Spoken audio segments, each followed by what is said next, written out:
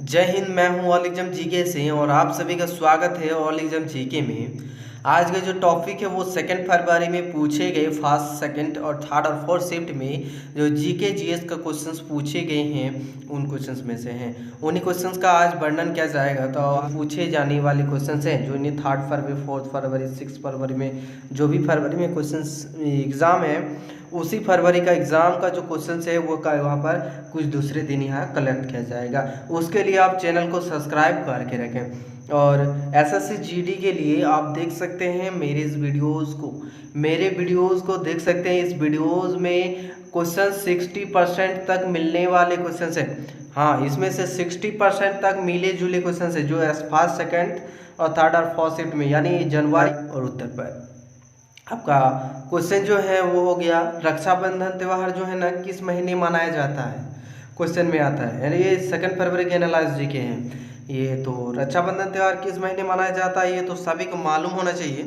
तो रक्षाबंधन त्यौहार जो है ना पूर्णिमा में, श्रावण मास की पूर्णिमा को मनाया जाता है, वो भी रक्षाबंधन त्यौहार। और क्वेश्चन में ये भी बताया जाए कि रक्षाबंधन त्यौहार जो है ना श्रावण महीने में मनाया जाता है और श्रावण महीने में कौन कौन से और त्यौहार मनाए जाते हैं वो आप कमेंट कर सकते हैं, ताकि आपको भी कोई क्वेश्चंस जो है अगला फरवरी में जिस जिसका एग्ज़ाम है उस फरवरी में भले ही श्रावण महीने में कौन सा त्यौहार मनाया जाता है और उस तरह के क्वेश्चंस के दिए जाए तो आप आसानी से उत्तर दे पाओ। तो इसीलिए ये भी बताया जाए कि श्रावण मास की पूर्णिमा को छोड़ो कि श्रावण महीना में और कौन कौन से त्यौहार मनाया जाता है। तो चलिए देखते हैं अगला प्रश्न।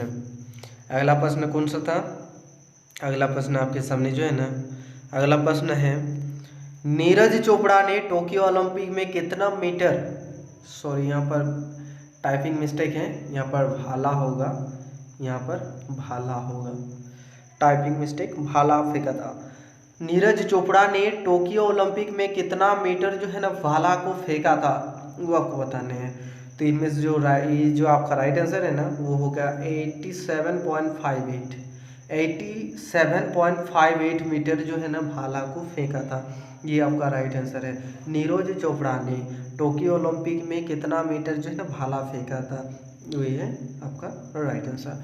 तो चलिए देखते हैं अगला प्रश्न। अगला प्रश्न है आपके सामने मेढक का जो वैज्ञानिक नाम क्या है? मेढक का वैज्ञानिक नाम क्या है वो आपको बताना है। मेढक का वैज्ञानिक नाम क्या है वो आपको बताने हैं। मेढक का, तो मेढक का वैज्ञानिक नाम जो है ना वो राना स्ट्रिंगा है।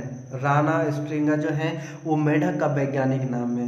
ये सभी को जानना जरूरी है। और ये भी बात आपको याद रखना है कि जो अगले फरवरी में जो है ना 3 फरवरी में जो 4 फरवरी में पूछे जाएंगे क्वेश्चंस, जो 4th, 5th मतलब फरवरी के किसी भी एग्ज़ाम में फरवरी में। तो ये भी याद है कि मानव का जो है ना वैज्ञानिक नाम, मानव का वैज्ञानिक नाम भी इम्पोर्टेंट है। ये आपको याद रखना जरूरी है कि मानव का वैज्ञानिक नाम क्या है वो आपको कमेंट सेक्शन में बताना है कि मानव का वैज्ञानिक नाम क्या है। और भी किसी की नाम की याद है तो आप वो कमेंट सेक्शन में बता सकते हैं। तो चलिए देखते हैं अगला प्रश्न। अगला प्रश्न आपके सामने है कि हरियाणा, क्वेश्चन है कि हरियाणा का कौन सा नृत्य नहीं है। ये क्वेश्चन पूछा था लेकिन यहाँ ऑप्शन नहीं दिया हुआ, यहाँ सीधे राइट आंसर का बात किया गया है कि हरियाणा का कौन सा नृत्य नहीं है। ये क्वेश्चन वहाँ पर पूछा गया था इस तरह से, लेकिन यहाँ हम सीधे राइट आंसर की बात करते हैं। सीधा राइट आंसर दिया हुआ है, यहाँ पर आपको सीधे राइट आंसर दिया गया है कि हरियाणा का कौन सा नृत्य नहीं है। तो इनमें से जो आपका राइट आंसर है वो हो गया राउफ यानी आपका राइट आंसर जो हरियाणा का नृत्य नहीं है। ऐसे और भी ऑप्शन थे जो छौ नृत्य हो गया, ऐसे ऑप्शन दिया हुआ था, छौ नृत्य हो गया, झूमर हो गया, बाउल हो गया, ऐसे ऑप्शन दिए हुए थे, लेकिन यहाँ पर सीधे राइट आंसर पर दिया गया हरियाणा को कौन सा नृत्य नहीं है, तो ये हो गया राउफ। और ये कमेंट सेक्शन के लिए ऐड की जा रही है कि हरियाणा का लोक नृत्य कौन सा है। हरियाणा का लोक नृत्य कौन सा है वो आपको बताने हैं कमेंट सेक्शन में। तो चलिए देखते हैं अगला प्रश्न। अगला प्रश्न आपके सामने है कि सुभाष चंद्र बोस जो है ना, सुभाष चंद्र बोस स्टेडियम कहाँ स्थित है? सुभाष चंद्र बोस सुभाष चंद्र बोस स्टेडियम कहाँ स्थित है वो आपको बताना है। सुभाष चंद्र बोस स्टेडियम जो है ना वो कोलकाता में स्थित है। सुभाष चंद्र बोस स्टेडियम, सुभाष चंद्र बोस स्टेडियम जो है कोलकाता में स्थित है। ये आपका राइट आंसर है। यहाँ पर ऑप्शन की बात नहीं की जा रही, सीधे राइट आंसर कोलकाता में है सुभाष चंद्र बोस स्टेडियम।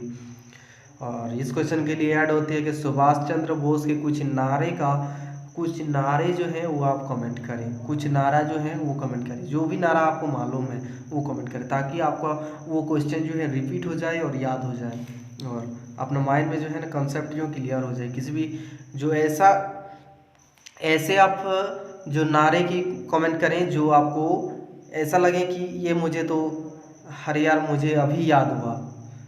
तो चलिए देखते हैं अगला प्रश्न।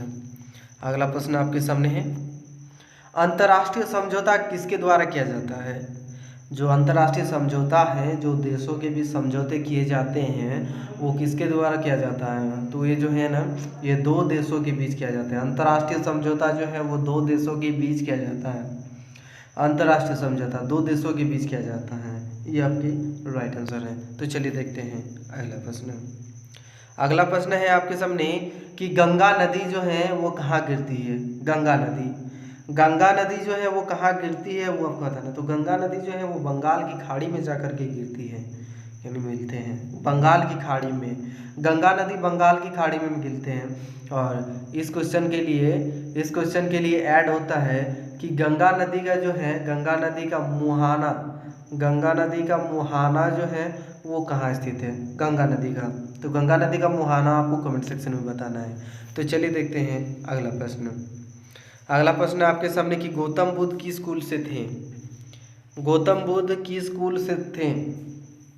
गौतम बुद्ध जो है वो शाक्य कुल से थे। गौतम बुद्ध शाक्य कुल से थे, यानी आपका राइट आंसर, ये आपके राइट आंसर है। गौतम बुद्ध शाक्य कुल से थे, ये हो गया। और इस क्वेश्चन के लिए ऐड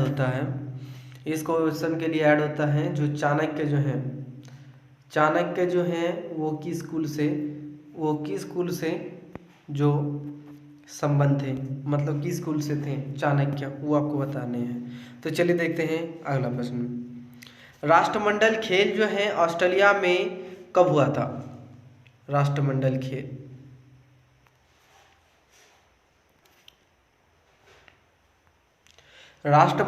जो है ऑस्ट्रेलिया में कब हुआ था।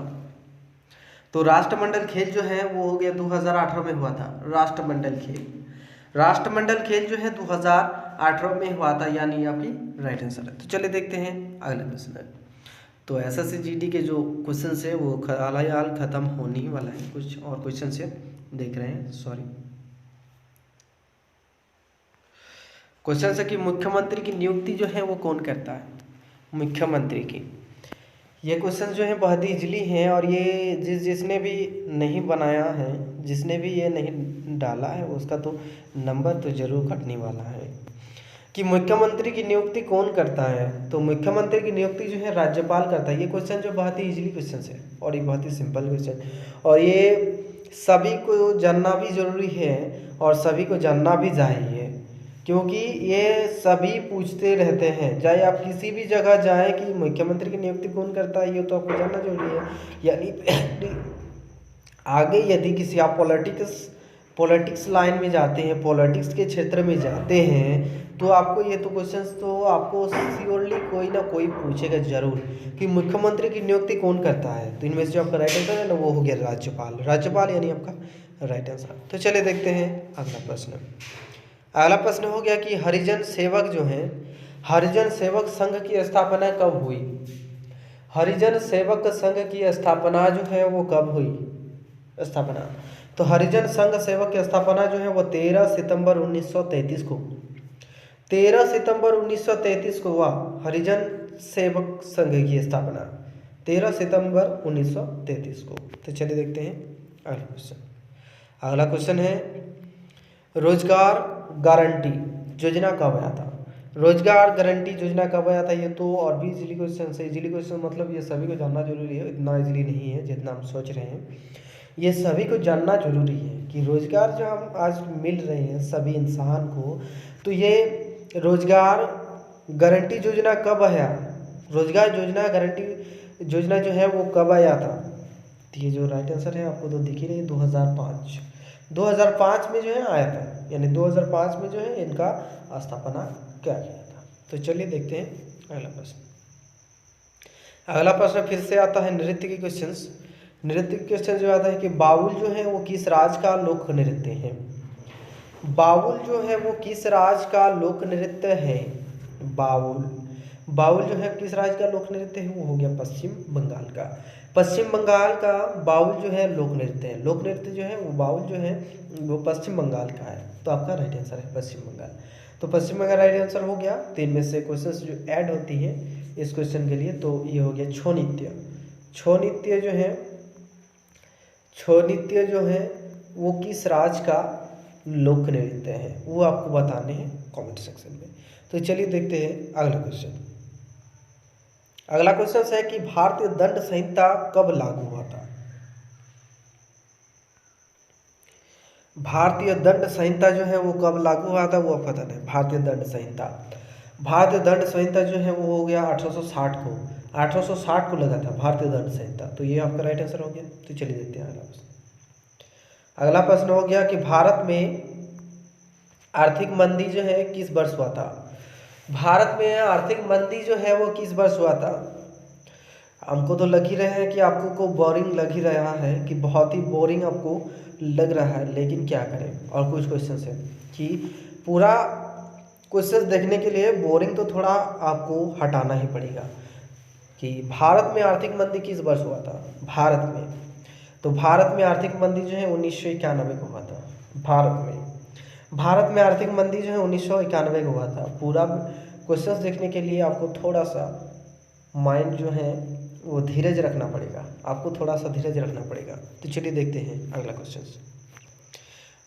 है। और यही अंतिम क्वेश्चन है जीके जीएस का, कि भारत में सबसे पहले सूर्य जो है किस राज्य में निकलता है।